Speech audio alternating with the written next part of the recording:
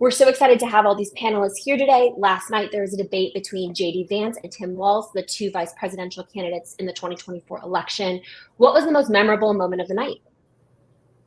Yeah, I can start. For me, it wasn't necessarily one moment so much as the entire tone of the debate, which was something we hadn't seen in a while. And it was an air of civility, frankly. I mean, you had a couple times where, the vice presidential candidates would turn to one another and say, I'm sure you agree with this too. We're just, two guys who have what's best in mind for our communities at heart here. And all we want to see is this nation succeed. Obviously, they have two different ways of going about that from a policy angle. But it was finally refreshing to kind of see politicians who were able to meet in this debate marketplace of ideas and spar with one another without making it seem ugly, which for a lot of voters I've talked to throughout this cycle, that civility people feel is certainly lacking. We've seen it, that Kamala Harris try to bring that to attention of trying to shift rhetoric away from being so vitriolic. And we really saw that take place last night.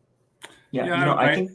Okay, sorry, go ahead, Mike. I sitting here watching it, I was really struck by the fact that here you have two Great Lakes states politicians, one from Minnesota, one from Ohio. And I live in Northwest Ohio, just a couple miles south of the Michigan border. I've seen Vance debate before. He in the U.S. Senate campaign in 2022, he was way more aggressive. But here he was able to show a little bit of a different side of himself, which I think was probably goal number one. To kind of break away from the caricature that I think the Democrats have tried to portray him, perhaps rightly so. But he presented himself as just another guy from Ohio with some views that a lot of people, I'm sure, in Michigan disagree with. Yeah, I think that this was definitely agreeing with you both that this was a hugely strategic move on J.D. Vance's part, and one that really worked to his benefit. I mean, these two candidates present one another so differently. And you've seen J.D. Vance, he's conducted close to 50 on-camera interviews, many of which have been, frankly, adversarial, and he's, had a lot of practice defending himself. And on the other hand, Tim Walz has done very few media appearances, and so I think that in a way, by sort of turning on that Midwestern charm on J.D. Vance's part, it sort of disarmed Tim Walz, and he didn't really know how to counter that because that is so much of his image, right? Is this sort of Midwestern humility, and so I think that it really played in J.D. Vance's favor in that regards, especially given that his unfavorability rating is so high right now.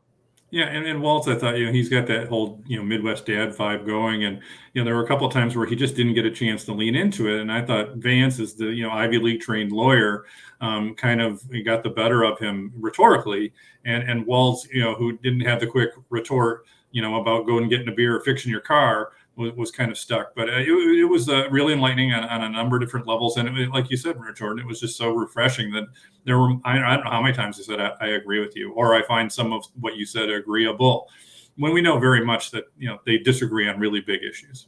Well, and I know too, that just sitting on the couch watching it with my husband last night, at one point he turned to me kind of jokingly and was like, this is really boring. And I kind of had to laugh because it's like, this is how it's supposed to be, frankly. And I don't mean boring as in, we shouldn't care about these things, but it's a return to form. And for a lot of us whose first presidential election was the 2016 election, it does feel rather foreign. Yeah, it definitely did.